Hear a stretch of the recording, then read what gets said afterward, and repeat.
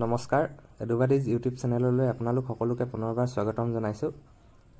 আজি আমি অন্য এটা ইম্পৰ্টেণ্ট টপিক পাইপছ এণ্ড চিষ্টাৰ্ণছৰ দুটা কুৱেশ্যন সলভ কৰিম। আমাৰ প্ৰথম কুৱেশ্যনটো লৈছোঁ, দুডাল পাইপে ক্ৰমে 3 ঘণ্টা আৰু 6 ঘণ্টাত এটা টেংকি ফিল আপ কৰিব পাৰে। এতিয়া আমাক কুৱেশ্যনটোত সুধিছে দুইডাল পাইপ একেলগে যদি আমি অ'পেন কৰি ৰাখোঁ তেন্তে কিমান সময়ত টেংকিটো ফিল আপ হ'ব। গতিকে আমি কুৱেশ্যনটো সলভ কৰিম। শ্বৰ্টকাট মেথডৰ সৈতে আমি সলভ কৰিব চেষ্টা কৰিম। পাইপ কেইডাল আমি এ আৰু বি বুলি ধৰি ল'ম। এডাল পাইপক সময় লাগে 3 ঘণ্টা আৰু আনডাল বিক সময় লাগে 6 ঘণ্টা। ইহঁতৰ আমি এলচিএম লৈ ল'ম। 3 আৰু 6ৰ এলচিএম হৈছে 6। এতিয়া 6টোক আমি প্ৰথম 3ৰে ডিভাইড কৰি দিম। 3ৰে ডিভাইড কৰিলে 2 পালোঁ। 6ক আমি 6ৰে ডিভাইড কৰিলে 1 পালোঁ। যিহেতু দুইডাল পাইপে পানী ফিল কৰিছে গতিকে আমি পজিটিভ চিনকেইটা দি ল'ম আৰু এইকেইটা যোগ কৰি দিম। 2 + 1 3। এতিয়া 6টোক আমি 3ৰে ডিভাইড কৰি দিম। গতিকে আমি টাইমটো পাই যাম। 6ক আমি 3ৰে ডিভাইড কৰি দিলে 2 পালোঁ। গতিকে দুইডাল পাইপক কিমান সময় লাগিব? 2 ঘণ্টা। এনেকুৱা ধৰণৰ এটা কুৱেশ্যন আমি টাইম এণ্ড ৱৰ্কত কৰি আহিছিলোঁ। একেই কনচেপ্টৰ সহায়তে আমি পাইপছ এণ্ড চিষ্টাৰ্ণছৰো এনেকুৱা ধৰণৰ কুৱেশ্যনবিলাক সলভ কৰিব পাৰোঁ। এতিয়া আমি পাইপছ এণ্ড চিষ্টাৰ্ণছৰ অন্য এটা ধৰণৰ কুৱেশ্যন সলভ কৰি চাওঁ।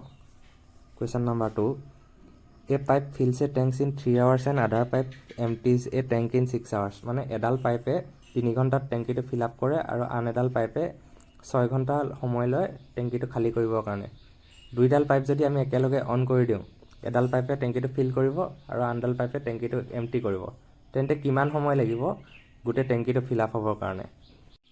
আগৰ কুৱেশ্যনটোৰ নিচিনাকৈ আমি পাইপ দুডাল এ আৰু বি বুলি ধৰি ল'ম। ধৰি ল'লোঁ এ পাইপডালে টেংকিটো ফিল আপ কৰে 3 ঘণ্টাত আৰু বি পাইপডালে খালী কৰে 6 ঘণ্টাত। এতিয়া সিহঁতৰ আমি এলচিএম লৈ ল'ম। 3 আৰু 6ৰ এলচিএম 6।